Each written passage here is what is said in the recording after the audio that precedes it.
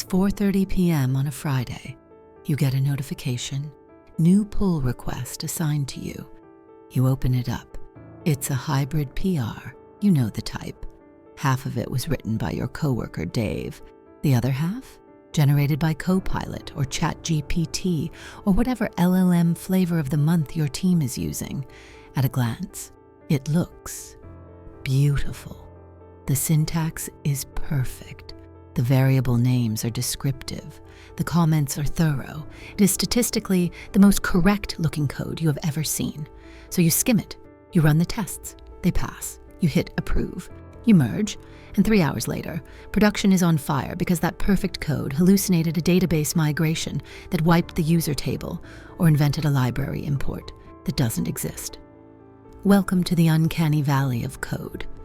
We used to worry about spaghetti code, messy, human-written garbage that was hard to read but easy to spot. Now we are facing something much more dangerous. Robot code. It looks human. It reads like a senior engineer wrote it. But beneath the surface, it lacks the soul of logic. Today, we're breaking down why mixing human and AI code in the same PR is creating a cognitive nightmare for reviewers, why it's actually slowing down your velocity, and how to survive the era of the hybrid PR without burning out. First, let's define the term. In robotics and CGI, the uncanny valley refers to that creepy feeling you get when a robot looks almost human, but not quite. When a robot looks like a toaster, we trust it. When it looks 100% human, we trust it. But when it's 95% human, it triggers a biological revulsion response. It feels wrong. Code now has its own uncanny valley. On one side, you have junior dev code. It's messy, indentation is off, logic is weird. But you know it's flawed. You review it with skepticism. You put on your bug hunting glasses. On the other side, you have senior dev code. It's elegant, tested, and considers edge cases. You trust it. Hybrid AI code sits right in the valley. It has the formatting of a senior dev, but often has the logic of a confused junior dev. This mismatch creates a false sense of security. Your brain sees clean code and lowers its defenses. You stop reading line by line and start vibing the code. And that is exactly when the bugs slip through. Let's talk about the cognitive load of reviewing these PRs. Before AI, code review was about checking logic and style. Now, code review is a game of spot the hallucination. When I review a human's code, I can usually follow their train of thought. Even if they are wrong, I can understand why they are wrong. Oh, Dave thought this was a distinct array, but it's a reference. With AI code, there is no train of thought. It is a probabilistic mimicry of intelligence. The AI didn't choose that variable name because it makes architectural sense. It chose it because it was the most likely token to follow the previous word. This means you, the reviewer, have to work twice as hard. You have to reverse engineer a logic that doesn't exist. You aren't just checking for bugs, you are checking for reality.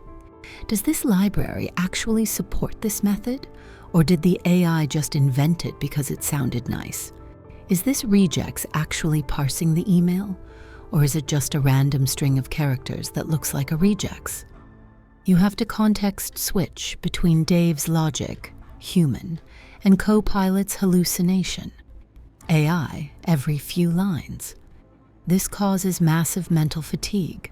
It's why you feel more tired reviewing 100 lines of AI code than 1,000 lines of human code. The second reason hybrid PRs are killing productivity is context collapse. AI is fantastic at local optimization. If you ask it to write a function to sort this list, it will give you the most optimized sorting algorithm known to man. But AI is terrible at global architecture. It doesn't know that your legacy system from 2019 can't handle async await in that specific module. It doesn't know that user_ID is a string in the database, but an integer in the API. When a developer pastes AI code into a PR, they are often pasting a perfect brick into a crumbling wall. The PR looks green. The unit tests pass because the AI wrote the test to match its own code. We'll get to that. But 2 months later, you realize that this new optimized function has completely bypassed your security middleware because the AI didn't know the middleware existed. We are building Frankenstein software, beautiful parts stitched together into a monster. Now, I need to address the elephant in the room. This hits junior developers the hardest. I'm seeing a terrifying trend where juniors are submitting PRs that they cannot explain. They prompt the AI, "Fix this bug." The AI spits out a solution. They paste it. It works. They open the PR. When I ask in the review, "Hey, why did you use a use memo hook here? Is this calculation expensive?" They freeze. They don't know. They trusted the machine. This is the illusion of competence. The AI bridges the gap between their skill and the solution, but it leaves a void in their understanding. This creates a debt of knowledge. Eventually, something will break that the AI cannot fix.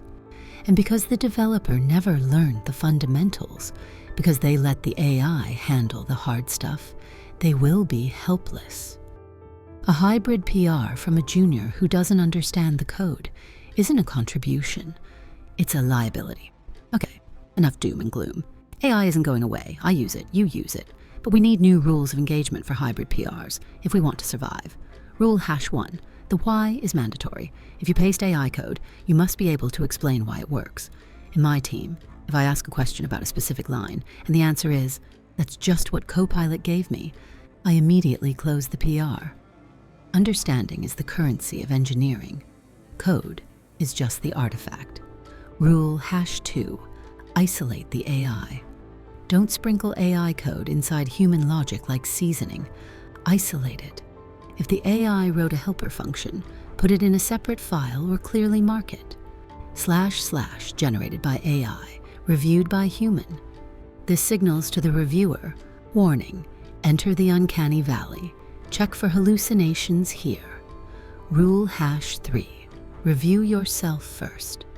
Before you open a PR, treat the AI code as if a malicious stranger wrote it. Do not trust it. Assume it is trying to sabotage you. Verify every import. Verify every type definition. The time you save generating the code should be spent verifying the code. You are no longer just a writer. You are an editor. Rule #4. Keep PRs small. This is standard advice, but it is critical for hybrid PRs. If you hand me 500 lines of mixed human AI code, I'm going to LGTM. Looks good to me. It's because my brain cannot process the dissonance. If you hand me 50 lines, I can spot the uncanny valley. I can see where the robot logic drifts away from our business logic. The uncanny valley of code is dangerous because it preys on our desire for speed. It feels productive to merge 10 PRs a day. But if those PRs are filled with subtle, uncanny bugs, we aren't moving fast. We're just rushing toward a cliff. We have to stop worshiping the generation of code and start valuing the verification of code. Because at the end of the day, when the server crashes at 3 a.m., Copilot isn't going to wake up to fix it. You are. So write code you actually understand. I want to know, have you ever approved a PR that looked perfect, only to find out it was total nonsense later? Share your uncanny valley horror stories in the comments below. If you want to stay a human engineer in an AI world, hit that subscribe button. Debug you later.